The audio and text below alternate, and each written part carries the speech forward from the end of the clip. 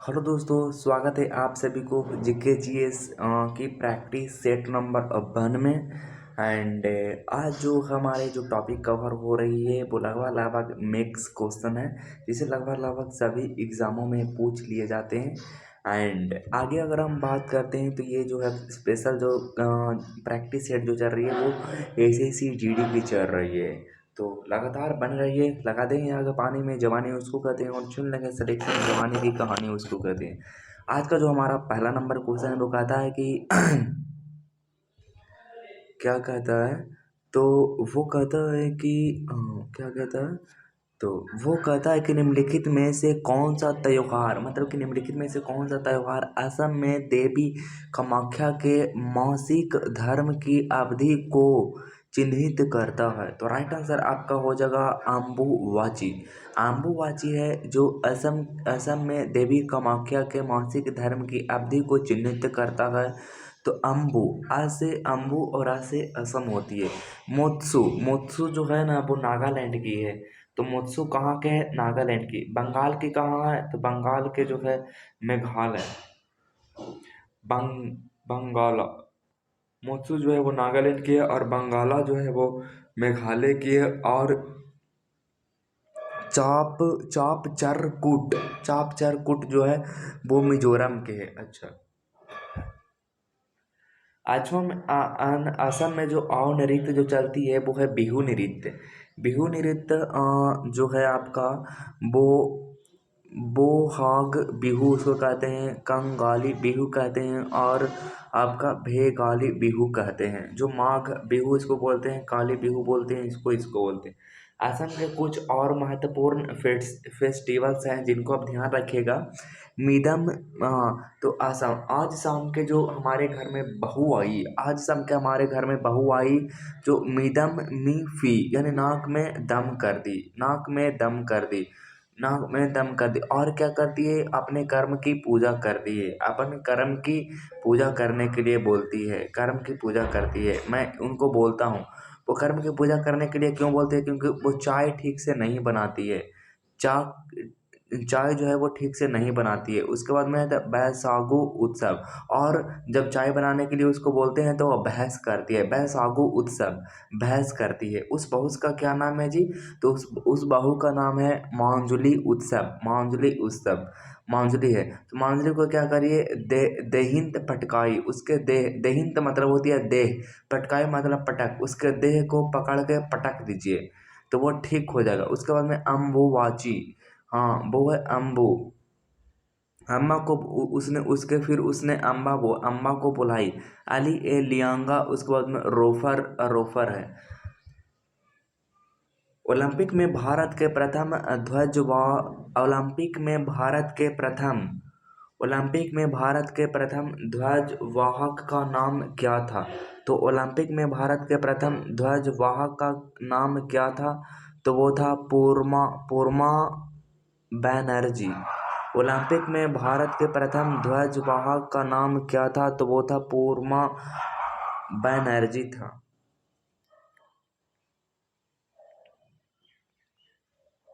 तो कौन था? ओलंपिक में भारत के प्रथम ध्वजवाहक का नाम क्या था? तो वह था पूर्मा बैनर्जी था। आगे अगर हम बात करते तो पूर्मा जो बनर्जी था वो एक दौड़ में महिला में थी, जो कि 1920 की अगर बात करें 1920 में एंटवर्प ओलंपिक में 5 सदस्य में आए थे।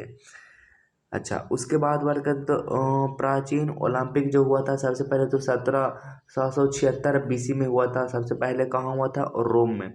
ओलंपिक खेल की शुरुआत जो हुआ था वो 1896 में हुआ था। कितना हुआ था? 1896 में। भारतीय ओलंपिक संघ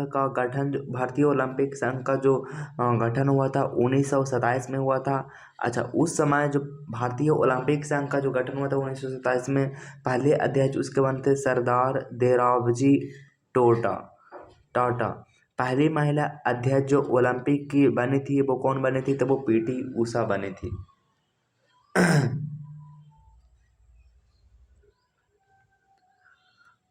भारत का पहला ओलंपिक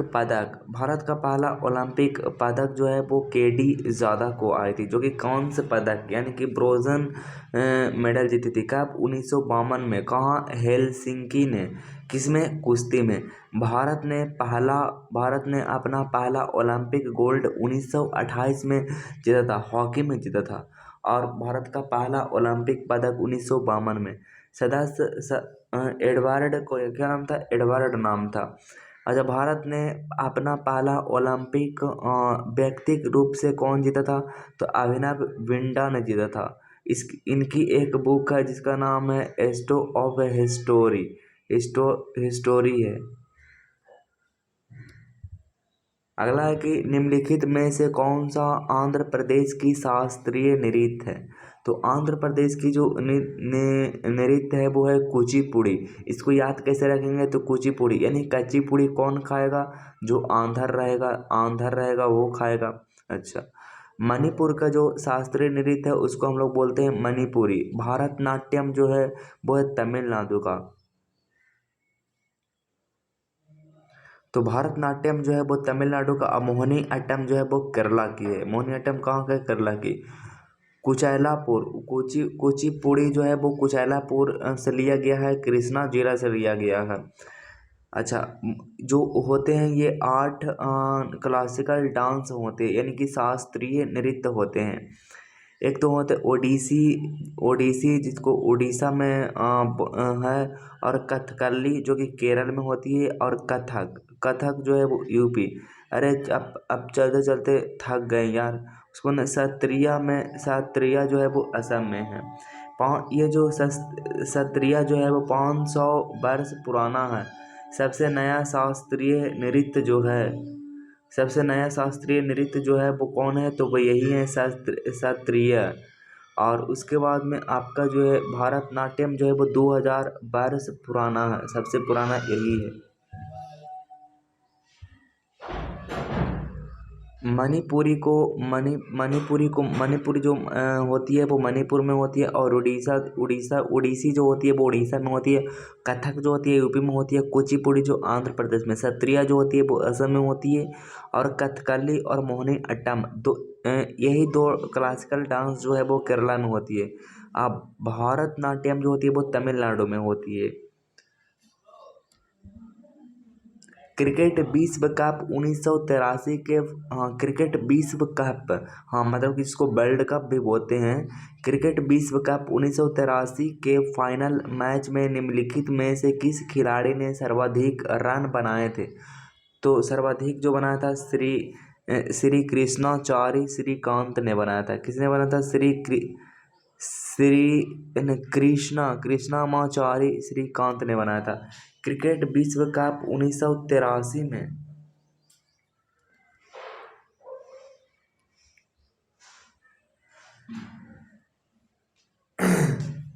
क्रिकेट विश्व कप 1983 के फाइनल मैच में निम्नलिखित में से किस खिलाड़ी ने सर्वाधिक रन बनाए थे? तो वो कृष्णामाचारी श्रीकांत ने। इसने रन कितने बनाए थे? 38 रन बनाए थे 57 गेंदे में।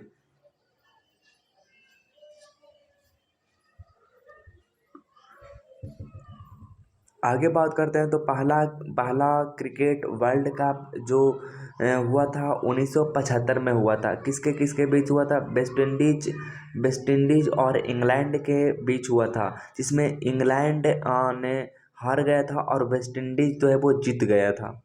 उसके बाद में 1975 के बाद दूसरा वर्ल्ड कप जो होती है वो 1979 में होती है, जिसमें आपका वेस्ट इंडीज रहती है और ऑस्ट्रेलिया रहती है, जिसमें ऑस्ट्रेलिया जो है वो हार जाती है और वेस्ट इंडीज जो होती है वो फिर से जीत जाती है। उसके बाद में 1983 में पहला अपना देश भारत जीता था वेस्ट इंडीज को हराकर। कितना रन से उसको वेस्ट इंडीज को हराया था? 43 रन से हराया था। फाइनल मैच जो हुआ था 1983 में वो इंग्लैंड से हुआ था, जिसमें आपका लॉर्ड्स का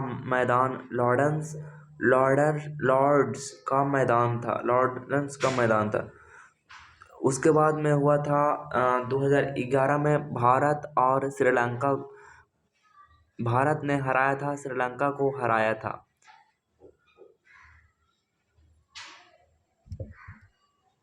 उसके बाद में आगे हमारा है एम चिन्नास्वामी क्रिकेट स्टेडियम किस शहर में है?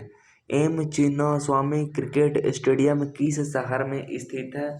तो वो है स्थित है एम चिन्नास्वामी क्रिकेट स्टेडियम किस शहर में स्थित है? तो वो है बेंगलुरु में। कहाँ है? बेंगलुरु। कोलकाता में कौन है? Eden garden. कोलकाता में ईडन गार्डन, मुंबई में वानखेड़े ब्रेबोर्न है, और दिल्ली में अरुण जेटली है। दिल्ली में कौन है? अरुण जेटली है। एम चिन्नास्वामी क्रिकेट स्टेडियम कहाँ है? तो वो है बेंगलुरु में। कोलकाता में ईडन गार्डन है, और मुंबई में वानखेड़े ब्रेबोर्न है, और दिल्ली में अरुण जेटली है। एम एम ए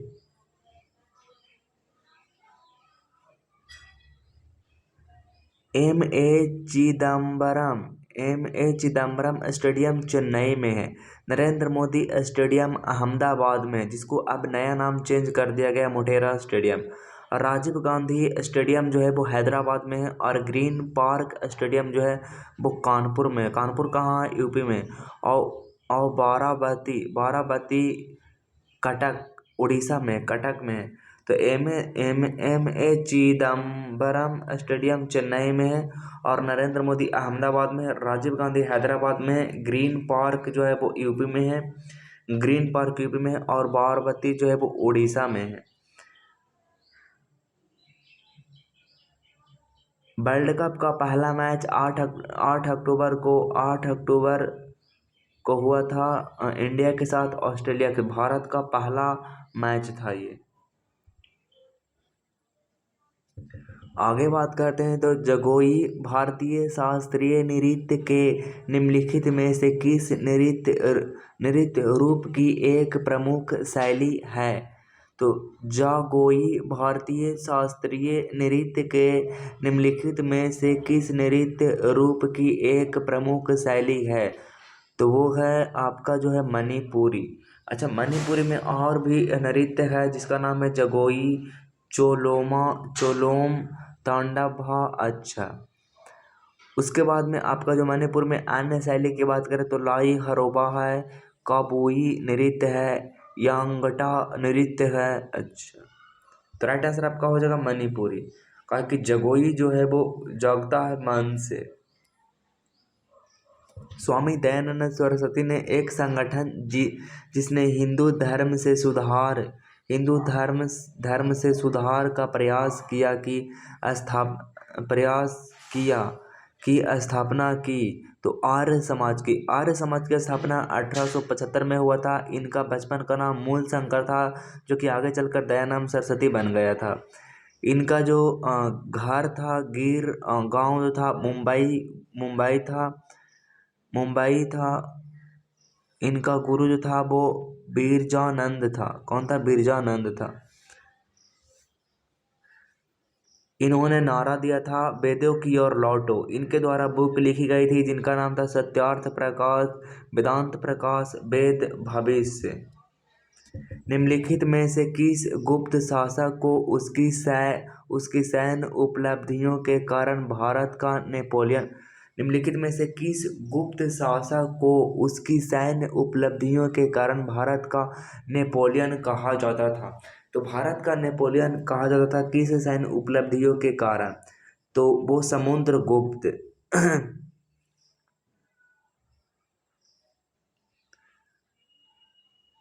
संस्थापक श्री गुप्त है जो। अच्छा, उसके बाद आगे देखते हैं तो कहता है निम्नलिखित में से कौन सा शब्द हमारे संविधान की प्रस्तावना में नहीं लिखा गया है? तो निम्नलिखित में से कौन सा शब्द हमारे संविधान की प्रस्तावना में नहीं लिखा गया है?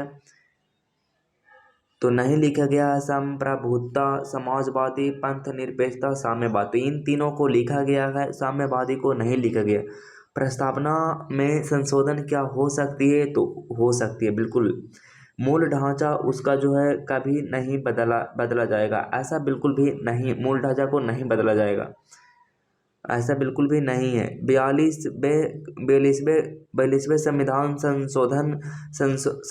संशोधन के तहत समाजवादी, पंथ निरपेक्ष और अखंडता शब्द को जोड़ा गया है। एक बार संविधान पे नजर डालते हैं थोड़ी सी, इसको जूम आउट करो कैमरामैन। हम भारत के लोग भारत को एक संपूर्ण प्रभुत्व संपन्न समाजवादी, पंथ निरपेक्ष, लोकतंत्रात्मक गणराज्य बनाने के लिए तथा उसके समस्त नागरिकों को सामाजिक, आर्थिक और राजनैतिक न्याय, विचार, अभिव्यक्ति, विश्वास, धर्म और उपासना की स्वतंत्रता, प्रतिष्ठा और अवसर की समता प्राप्त करने के लिए तथा उन सब में व्यक्ति की गरिमा और राष्ट्र की एकता और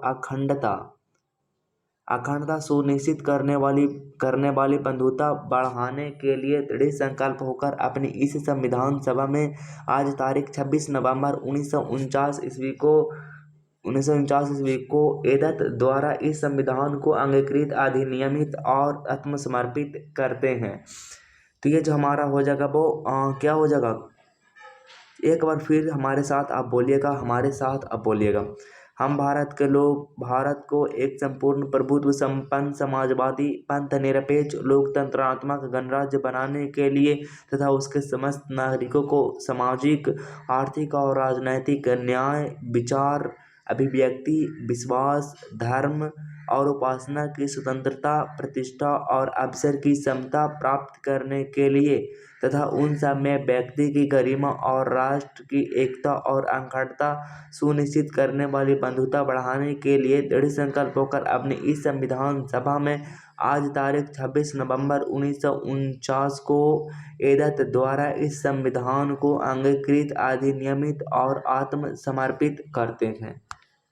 ये भी बात है, इंग्लिश में दिया हुआ, आप इंग्लिश में चाहे तो इंग्लिश में पढ़ सकते हैं, कंफर्टेबल बिल्कुल भी है। आगे बात करते हैं तो भारत के संविधान की प्रस्तावना में वर्णित शब्दों का सही क्रम बताइए। तो बंधुता, समता, स्वतंत्रता, न्याय, ये तो नहीं है, समता स्वतंत्रता ये तो नहीं है, न्याय, स्वतंत्रता, समता, बंधुत्व बढ़ाने के लिए, हाँ ये जो सही है, ये क्रम जो, तो पहले न्याय है, उसके बाद में स्वतंत्रता है, उसके बाद में समता है, उसके बाद में बंधुत्व है। आगे बात करते हैं, निम्नलिखित संघ समिति क्षेत्रों में से सबसे छोटा कौन सा है? तो निम्नलिखित संघ समिति शासित क्षेत्रों में सबसे छोटा कौन सा है? तो सबसे छोटा जो है वो कौन है? लक्षद्वीप है। सेकंड में आपका चंडीगढ़ है, जिसका जो एरिया है वो 144 किलोमीटर स्क्वायर है। और लक्षद्वीप जो है वो सबसे छोटी संघ शासित क्षेत्रों में से एक है, जिसका जो है वो 32 वर्ग किलोमीटर है। ये सबसे बड़ा की बात करें यूटी में तो वो अंडमान निकोबार है। उसके बाद में आपका जो है वो दिल्ली है, और सबसे छोटा जो है वो लक्षद्वीप है, मात्र 32 किलोमीटर। और उसके बाद में आपका जो है इसमें जो है सेकंड में आती है ये, देखिए सबसे बड़ा राज्य की अगर बात करें तो राजस्थान है, जिसका जो क्षेत्रफल है वो है 34,22,39 यानी कि 3,42,239 है। सबसे छोटा जो है गोवा है, 3702 किलोमीटर स्क्वायर है। और सिक्किम जो है वो 7,096 किलोमीटर स्क्वायर है। लद्दाख यानी यूटी सबसे बड़ा जो क्षेत्रफल है वो आपको पता है कि अच्छा अंडमान नहीं, सबसे बड़ा क्षेत्रफल जो आप हो गया है वो हो गया है आपका, कौन हो गया है? तो वो सबसे बड़ा जो हो गया है वो आपका लक्षद्वीप हो गया है। आगे बात करते हैं हीराकुंड बांध किस नदी पर बनाया गया? तो हीराकुंड बांध किस नदी पर बनाया गया? महानदी पर, जो कि उड़ीसा का भारत का सबसे लंबा बांध जो है, जिसकी लंबाई जो है वो 25.79 किलोमीटर है। सबसे ऊंचा बांध जो है वो टिहरी बांध है, जो कि भागीरथी नदी पर मौजूद है। हीराकुंड बांध जो कि उड़ीसा में है, महानदी पर है हीराकुंड बांध। और सबसे ऊंचा बांध है वो टिहरी बांध है, भागीरथी नदी। और सबसे ऊंचा गुरुत्वीय बांध है वो भाखड़ा नांगला बांध है, जो कि सतलज नदी पर है।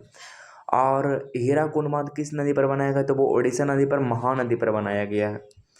आगे बात करते हैं, भारत में पहली संपूर्ण जनगणना कब की गई थी। तो भारत में पहली संपूर्ण जनगणना कब की गई थी, तो 1881 में की गई थी। हर 10 वर्ष के बाद किया गया था।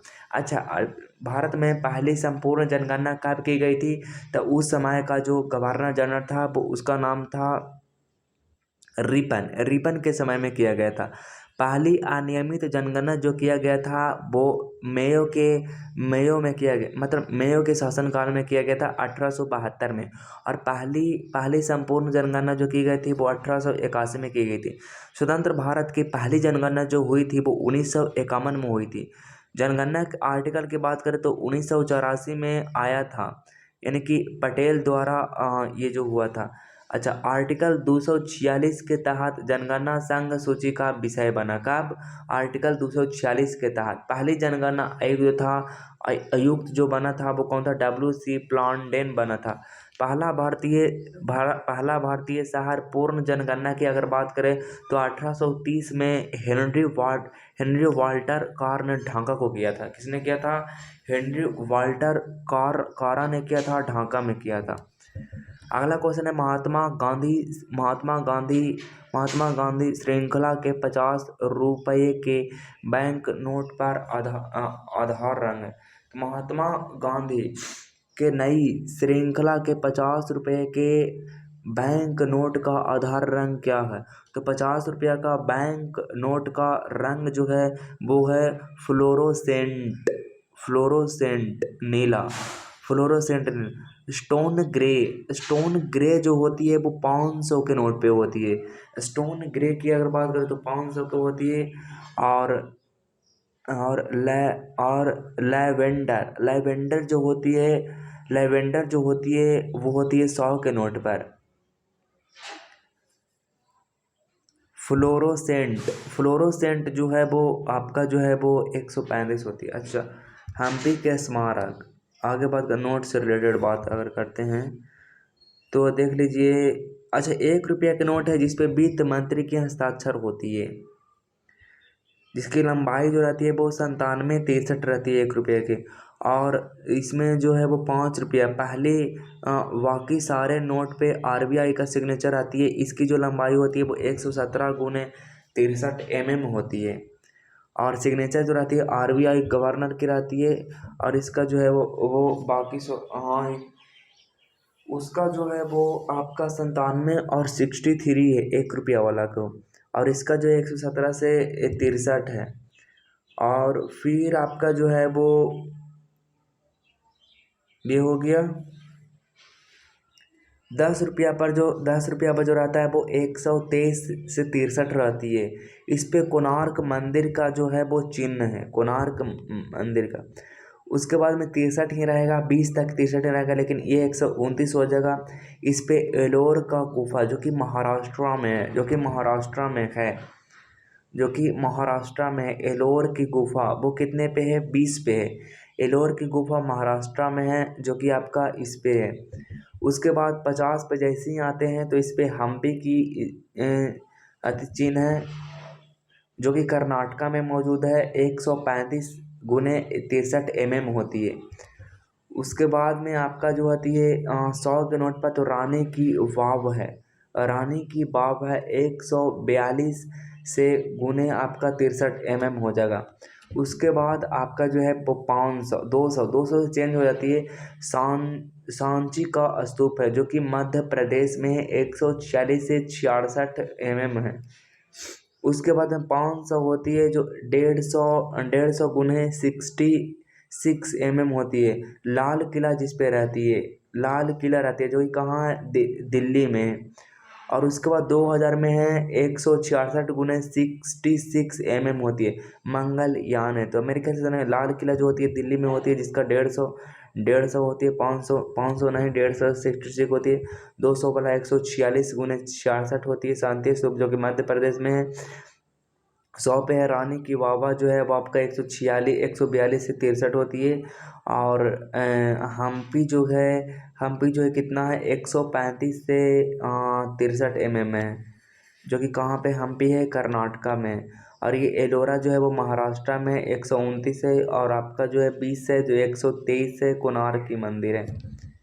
आगे बात करते हैं तो वह तापमान जिसका पाठ्यांक फ़ारेनहाइट और सेल्सियस दोनों पैमाने पर समान होती है। तो वह ताप जिसका पाठ्यांक फ़ारेनहाइट और सेल्सियस दोनों पैमाने पर समान होती है, तो वो होती है -40 डिग्री सेल्सियस होती है। आगे बात करते हैं तो डैंस के लिए रासायनिक सूत्र H2SO4 है। तो H2SO4 को कहते हैं ऑयल ऑफ विट्रियोल